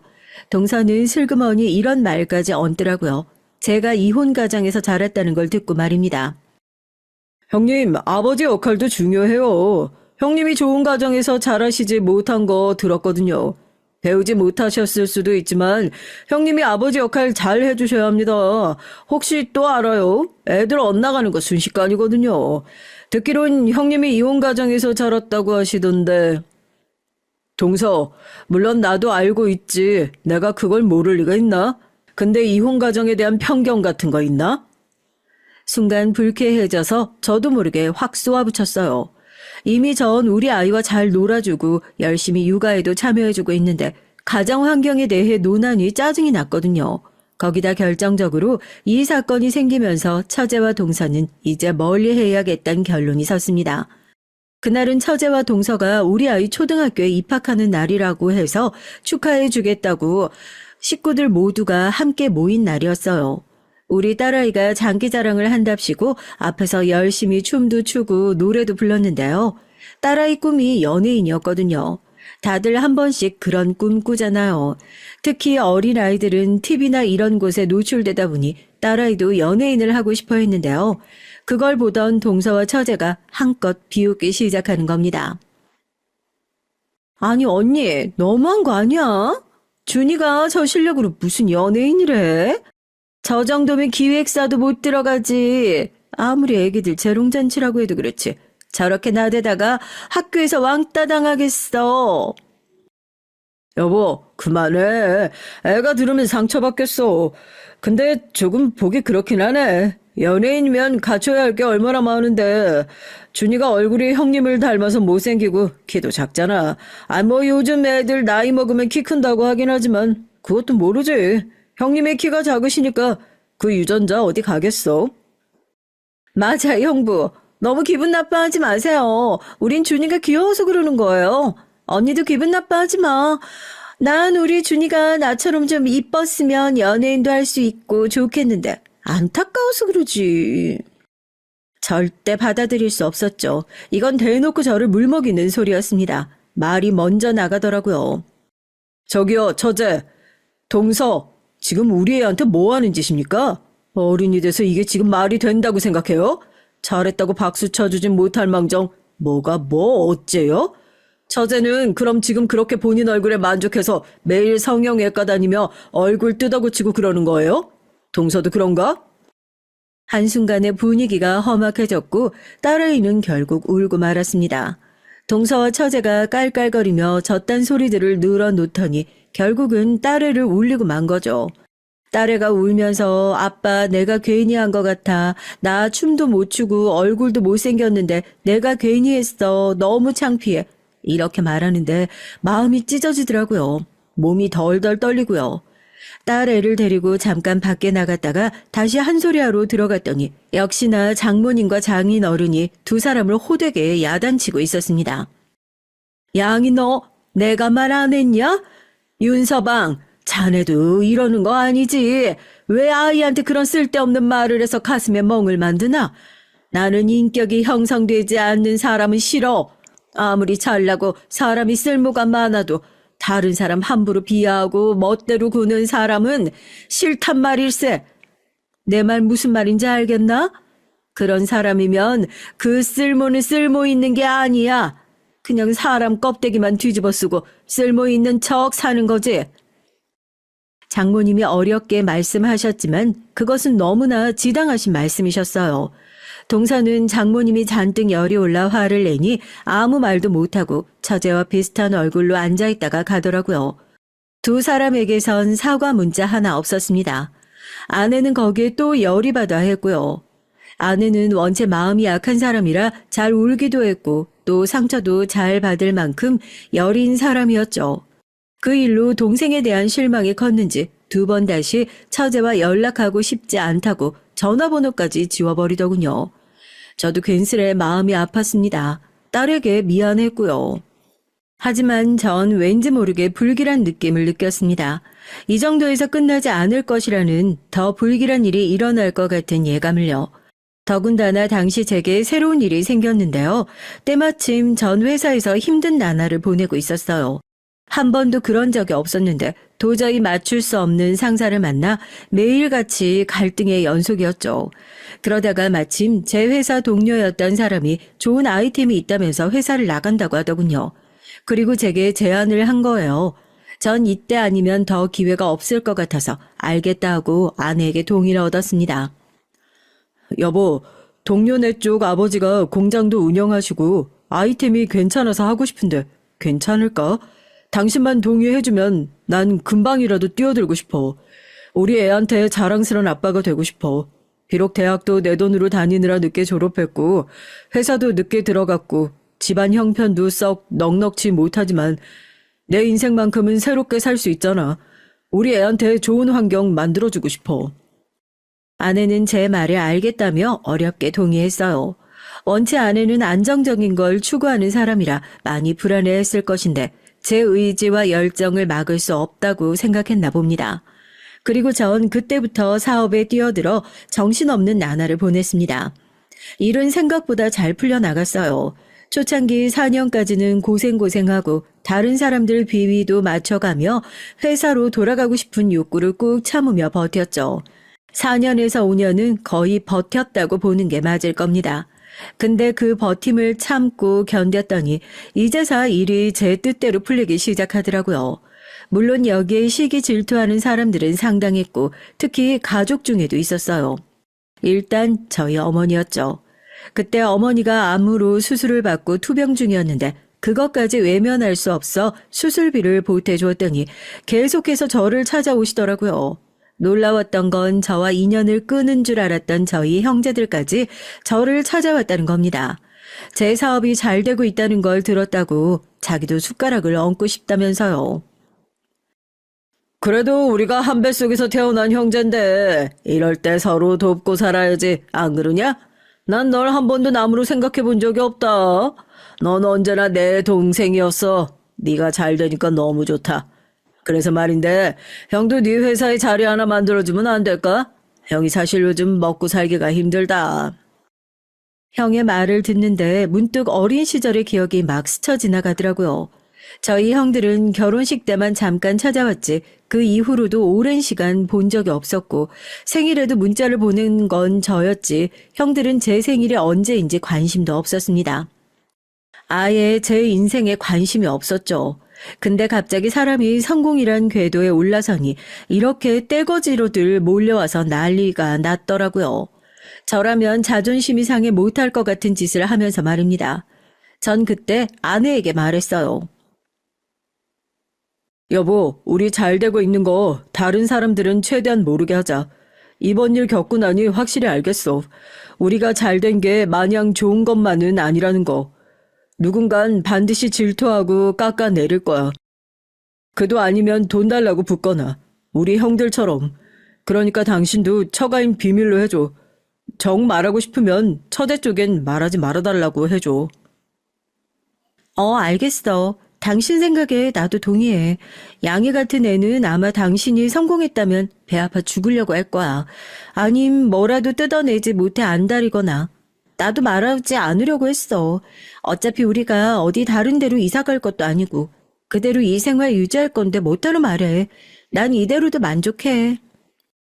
당신이 검소한 모습 보여주니 참 고맙다.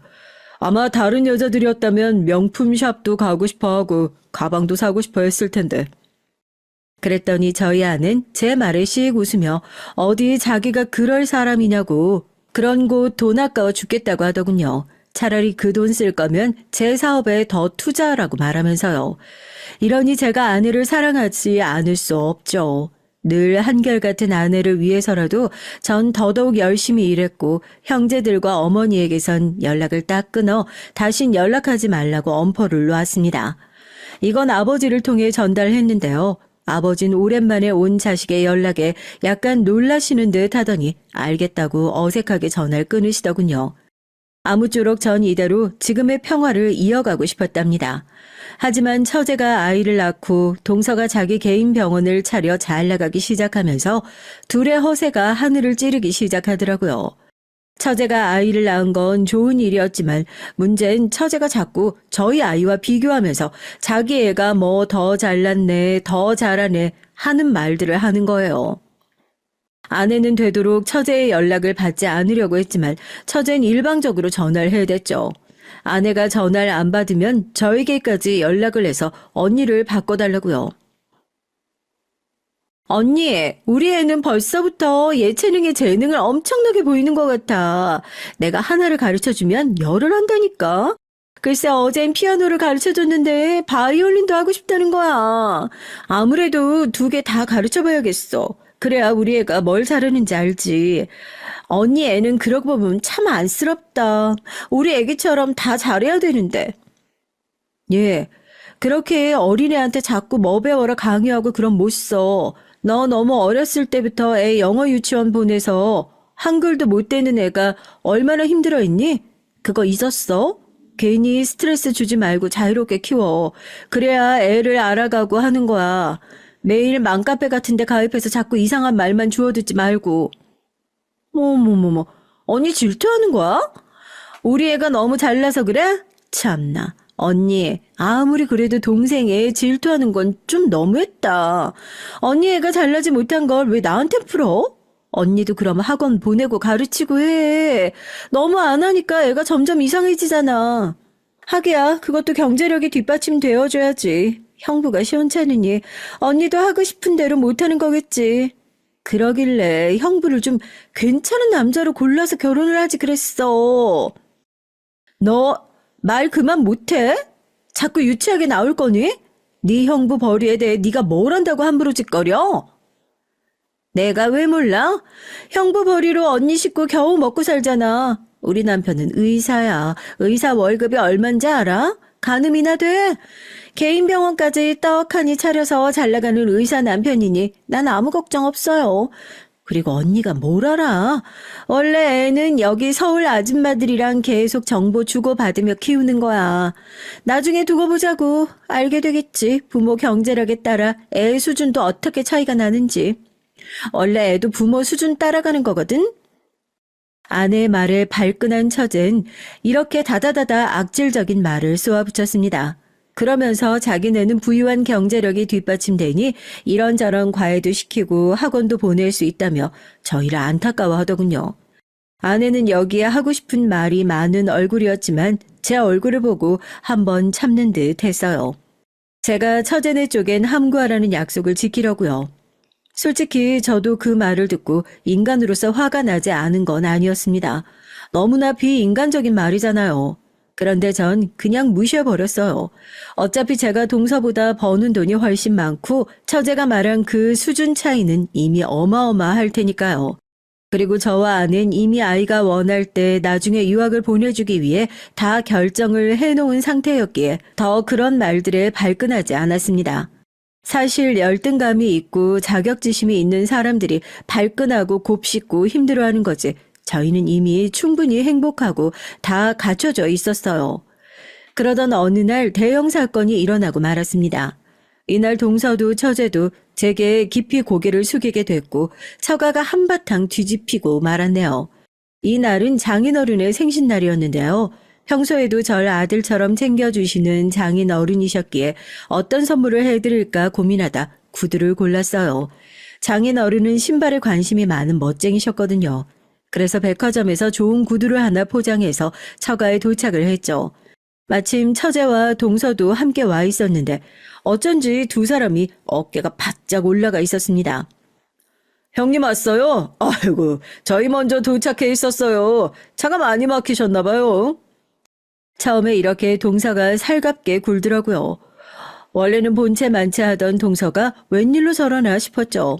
처제 역시 오늘따라 저를 보고는 아무 말도 않더라고요. 평소 같았으면 형부 오늘 너무 피곤해 보이신다. 다크서클이 한가득이에요 하며 괜한 핀잔을 주었을 텐데 말입니다. 이상했죠. 자, 다들 모여 앉게나. 아유, 얼른 밥부터 먹자고. 배고프지? 어찌됐건 일단은 장모님이 생신상을 차려놓으셨으니 다 같이 둘러앉아 정성스러운 잡채와 불고기, 장인어른이 좋아하시는 굴을 비롯한 음식들을 양껏 먹고서는 비교적 화기애애한 분위기를 이어갔습니다.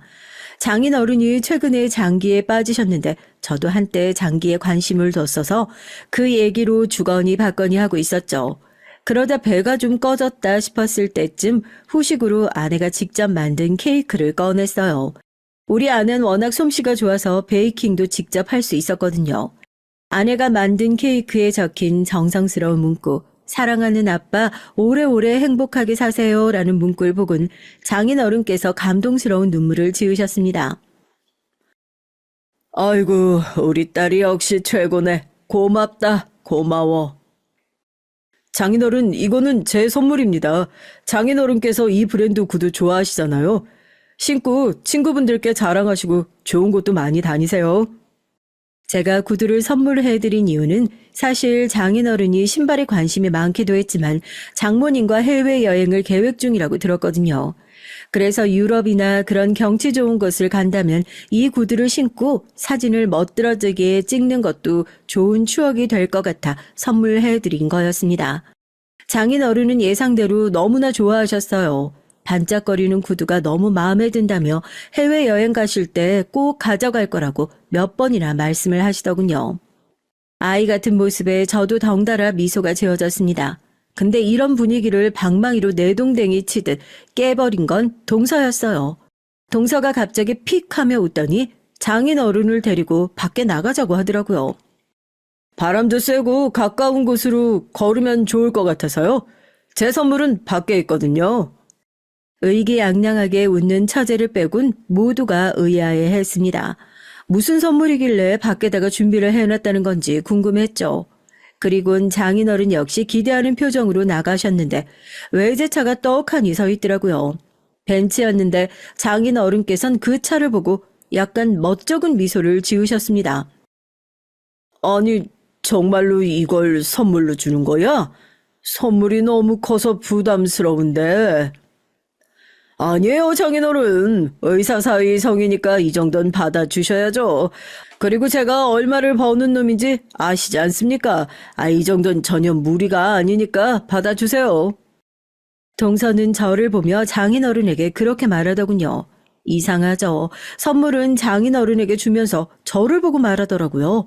그리고 장인어른이 고맙다고 하는 말을 듣던 동서는 흐뭇하게 웃더니 갑자기 저에게 다가와서 귓속말로 그러더군요.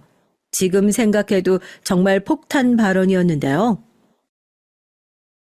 형님, 그것도 선물이라고 준비했어요? 아유, 하여튼 구질구질한 건 알아줘야 한다니까. 형님, 아무리 못해도 제 수준은 맞춰 오셨어요. 저희 안사람에게 못 들으셨어요? 구두가 뭡니까, 구두가? 빈털털이 자랑하는 것도 아니고. 단번에 인상이 찌푸려지고 그 핏덩어리 같은 놈이 뭐 하는 짓인가 싶어 동서를 노려봤습니다. 문제는 그 귓속말이 무척이나 컸다는 점이고 그것을 뒤에 있던 장인어른이 들으셨단 겁니다. 장인어른은 손에 쥐고 있던 차키를 그 자리에서 곧바로 동서에게 집어 던지셨어요. 그러더니 제 정체를 밝혀버리셨죠. 뭐라고? 자네 지금 뭐라고 했나? 빈털털이? 아이고, 이거 큰일 났구먼. 자네 겨우 의사겠지만 자네 앞에 있는 우리 김서방은 이미 몇십억 대의 자산을 만든 사람이야. 증거가 필요하겠지? 자, 이게 바로 우리 김서방 선물이네. 여기 있는 회사 보이나? 자, 명함도 보여주지. 직함 보이지? 자네 형님이란 사람이 이 큰 회사를 운영하는 사람이야. 이제 네 분수를 좀 알겠어? 동서는 제 회사와 명함을 보자마자 그야말로 쓰러질 듯한 표정이 되어 저를 쳐다봤습니다. 아마도 놀랐을 거예요. 사실 제 회사가 의료계와 연관이 되어 있는 회사이고 의사가 아니더라도 모를 수 없는 회사였거든요. 그러니 더더욱 놀란 동선 넙죽 엎드릴 기세로 처제와 절 번갈아 보더군요.